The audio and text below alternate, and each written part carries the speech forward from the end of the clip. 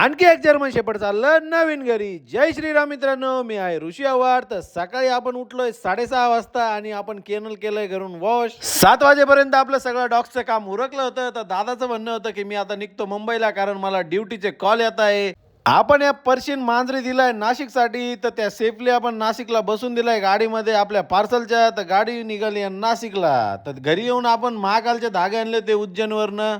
तर आपण ते प्रत्येक डॉग्सला गळ्यामध्ये बांधून घेतोय, कारण बुरी नजरवाले तेरा मुख आला व्हिडिओमध्ये दिसणारे पिटबुल देण्यासाठी आहे. कुणाला पाहिजे असेल तर माझ्या नंबरला कॉल करा. त्यानंतर अवॉर्ड फार्म्सला व्हिजिट करायला आले सोनू केसी. तर त्यांचं म्हणणं होतं की आम्हाला टॉपचं जर्मन द्या. तर त्यांना आपण आपल्या फिमेल्स दाखवल्या, मेल दाखवले की आता आपलं काय कॉम्बिनेशनमध्ये पपी येणार आहे, ते पुढं जाऊन कसं होतं, किंवा डेंजरस पहिले कसा शाईन कोट करायचा.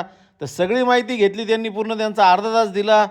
समोर पिल्ला असतानाही त्यांचं म्हणणं होतं की मला टॉपची ब्रीड द्या, म्हणजे डेंजरसची ब्रीड द्या.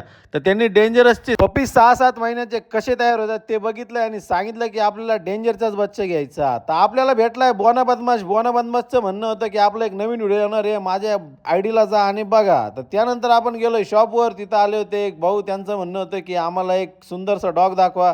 तर आपलं तिथं शूटर बसला होता, तर त्यांनी शूटर बघितला. ते उरकून आपण गेलोय साई कमल फर्निचरला. तिथे जाऊन बघतो तर मोकार त्यांच्याकडे सामान आहे. कोणाला सोफा कपाट किंवा बेड घ्यायचा असेल तर भाऊकडे घ्या. तर भाऊचं म्हणणं होतं की ऋषी भाऊ तुम्हाला चेअर घ्यायची तर चला गोडाऊनला. त्यांनी गोडाऊनला नेलं, एकदम मस्त चेअर काढून दिली. स्वतः बसून बघितलं की डोक्यावर पडतं की नाही, पण काय पडत नाही. त्यानंतर मला म्हणे ऋषी भाऊ तुम्ही बसा. मी पण बसून बघितलं, चेअर एकदम मस्त होती. मग आवडली आपल्याला, टाकली आपण आपल्या गाडीमध्ये. त्यांचं म्हणणं होतं अवॉर्ड फार्म्सला आता गर्दी व्हायला लागली, तुम्ही आता चेअर पण घेऊन जा पाहुण्यांसाठी. तर 4 चेअर पण घेतल्या आपण, टाकलाय गाडीमध्ये. साई कमल फर्निचरमध्ये मित्रांनो शॉपिंग करा, तुम्हालाही भरपूर असा डिस्काउंट देतील. आपला आकडा तर झाला होता मोठा. आता प्रशांत भाऊचं म्हणणं होतं की मी काय पैसे कमाई करणार नाही. तर आपण त्याला दिली शाळेतल्या कॉप्यांची शपथ. जेवढ्या आपण कॉप्या शाळेमध्ये केल्या होत्या तेवढ्यांची शपथ देऊन आपण पैसे कमी करून घेतले.